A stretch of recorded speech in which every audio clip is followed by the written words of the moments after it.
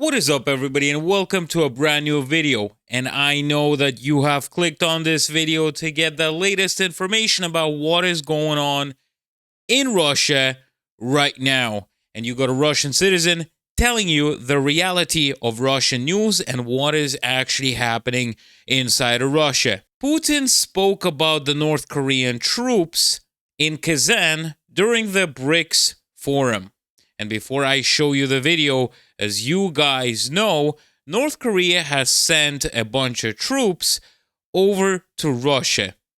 Nobody knows why, supposedly, like the Russian president says, or the Russian government, but we know what it is done for. Because Russia and North Korea has signed a treaty between two countries. If any of those countries got attacked, they will provide military aid to each other. So if you think about this, if somebody enters the Russian territory and attacks it, North Korea can easily help out Russia by sending them a few thousand troops.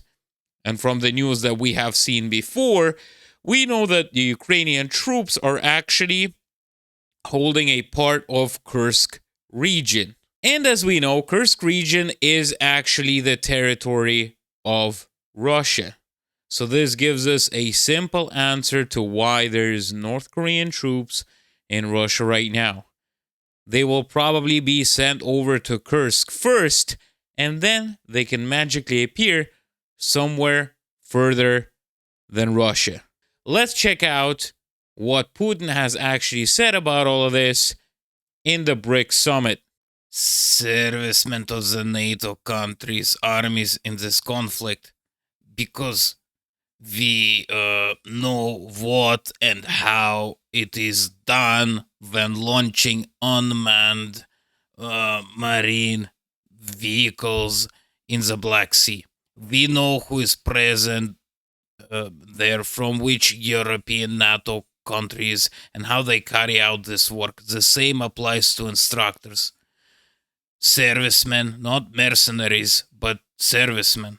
The same applies to the use of high-precision weapons of modern times, including missiles such as ATACMS, Storm Shadow, and so on.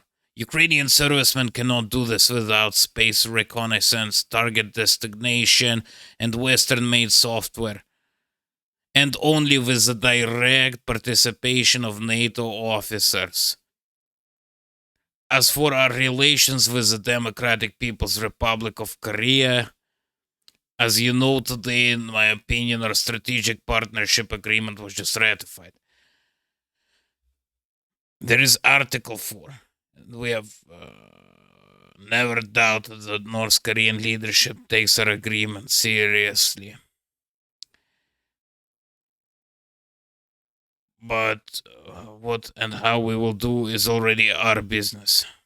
Within framework of this article, it is first necessary to conduct appropriate negotiations regarding the implementations of this Article 4 of this treaty. But we're in contact with our North Korean friends, and we will see how this process develops. In any case, the Russian army is acting confidently in all directions. This is also well known, no one denies it. It is moving forward in all areas of the combat contact line. It is also actively working in the Kursk direction. Part of the units of the Ukrainian army have invaded the Kursk region. Is blocked, surrounded. There's approximately 2,000 people. Attempts are being made to unblock this group from the outside. So you could see that he's not really happy with all those questions, obviously. But he says that, you know what, mind your own business. We are doing whatever the heck we want. We signed a treaty, and if any of those countries get attacked, North Korea or Russia, we're going to be helping each other out. Now, this is very scary times that we are living in right now, because if we're going to be seeing a mass influx of North Korean troops that are going to be entering Ukraine, that could easily spark a new wave of warfare or other countries being involved.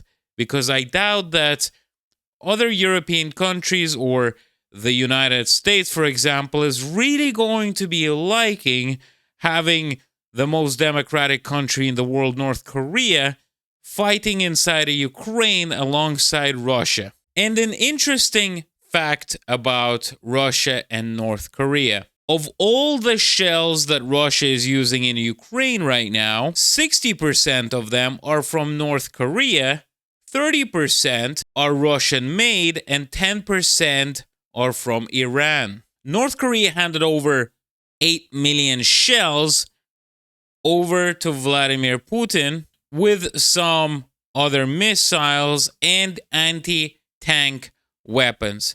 I'm actually quite surprised that Russia needs weaponry, because I always thought back in the day, a long time ago, that Russia has so much military equipment, but it seems like the biggest problem of Russia, corruption, has made it disappear somewhere. Nobody knows where it went, but somebody's taxes were paid for it. So as we could see from the other videos that I've made, I'm not sure if I mentioned it, but there was quite a few generals being sent to prison because they took a bit too much money into their pockets. So we know that Russian people don't really want to go and sign a contract and go and fight in Ukraine, lose their life. And with all the stories that are still appearing inside of Russia of the atrocities that are happening inside of Ukraine, a lot of people just don't want to do it. They know that it doesn't make sense and it's definitely not worth it. And the Kremlin regime obviously sees this. And what can they do? They can only make some propaganda advertisement to get as much soldiers as they can. So let's check out one of those propaganda videos and talk a little bit about it.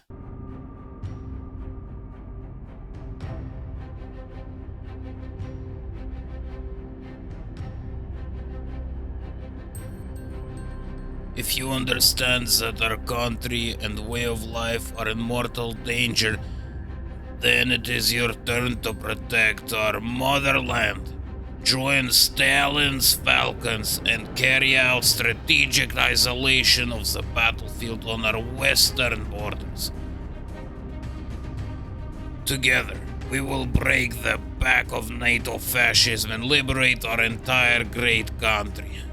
Our scientists have entrusted us with the most advanced technologies. We will beat the enemy, as Zhukov taught.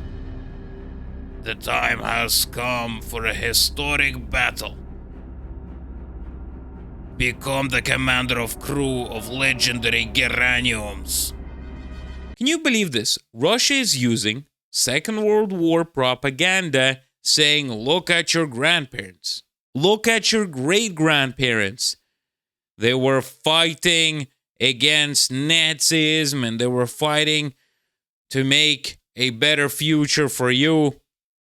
And it is happening all over again. They're literally using it in that context. Can you imagine that?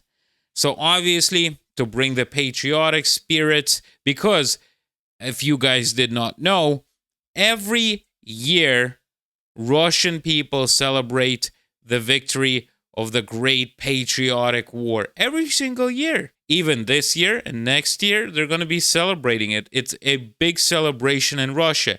So obviously, a lot of people can remember the days when they celebrate it and see how patriotic people are. So the Russian government is just using it to get more people inside, which is horrible. Honestly, horrible. Putting video games in the advertisement, making it seem like it's a video game, having to fight. It's unbelievable. What do you guys think? Tell me in the comment section. I would really appreciate if you would write something and subscribe to the channel, by the way, because a lot of you guys watching those videos are still not subscribed. Imagine if you're subscribed, all the updates you're going to be getting. I could see you hit the subscribe button and the like button. Thank you very much. But not all Russian citizens are very happy with Vladimir Putin and his United Russia party. And that is the party that he is in. and the party that he's been in for a very long time. This party basically controls the whole of Russia, but some people just don't like it, like myself and like two women in Perm. The fire broke out late yesterday evening. According to preliminary information, the fire was started by two women who threw several Molotov cocktails into the building. When the fire broke out, 5 bottles of liquid were standing near the United Russia office, presumably filled with an incendiary mixture. Well, guys, this was planned and it was done. Some people are not happy, and this way they show to the Russian government that they are not a big fan of what this party is doing. This is basically the party of the Putin's regime, and some people really want to get rid of it. And they're actually putting their hands into it, because it's not one of those videos where you have people throwing Molotovs at a window and nothing really happens. Those two women broke out a window and then threw the Molotov inside, so the actual building would go in flames in the inside. Obviously, a lot of people are not going to be happy about this, but this way, they're just showing that it is possible to do something for a change. We will just have to see, but it is incredibly brave of them doing something crazy like that, because if they are caught, they're going to be having a very, very bad time getting questioned and then being sent to prison. To the next news, and this is quite interesting because children in Kursk region do not hope for the help from their own people. As we can see in the image right here, Russian children are asking North Koreans to help daddy get rid of the Ukrainians that are currently in Kursk. Can you imagine this? So they are using children and putting into their brains that North Koreans are going to be helping them, helping daddy, doing what? What exactly are they going to be helping?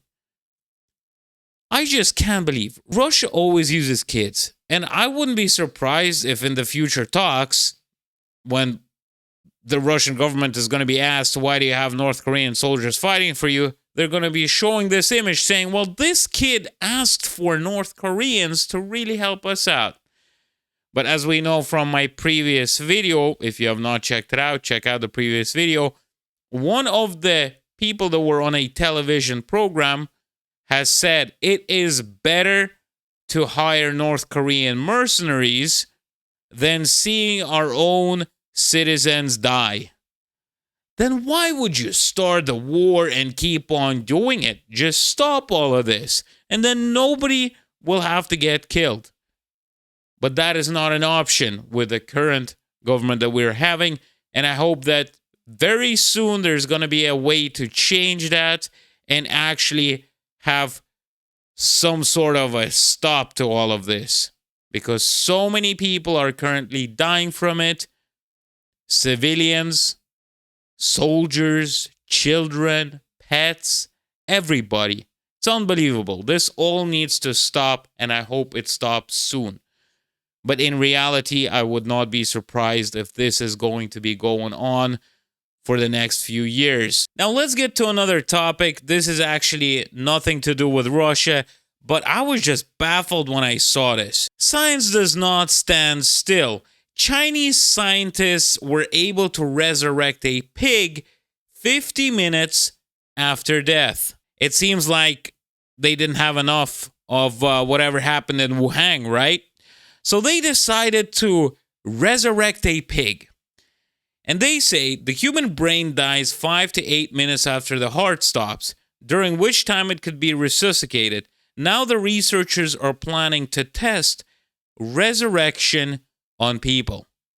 Are they out of their mind? Have they not seen The Walking Dead, Zombieland? You know, China doesn't have all those movies probably because of their restrictions and no access to Google and all that stuff. So they probably never seen The Walking Dead. And then they're doing this type of stuff. And what are we going to be having? What are we going to be having? So we're starting to have robots that can do stuff and think. And now we're going to be resurrecting people, because I'm pretty sure that if a person dies, his brain dies not straight away, but some parts of it die. So when the person is resurrected, for example, if it's possible in any way, he's just going to have his senses to eat, and that's pretty much it. And what do zombies have? They want to eat. Flippin' heck. Every single time something happens, it happens out of China. Unbelievable. Thank you very much for watching this video. Please tell me in the comments, what do you guys think about this Chinese situation? I would really appreciate to hear it from you. Thank you very much for watching. Hit the subscribe button, the like button, and I will see you guys next time. Stay safe out there.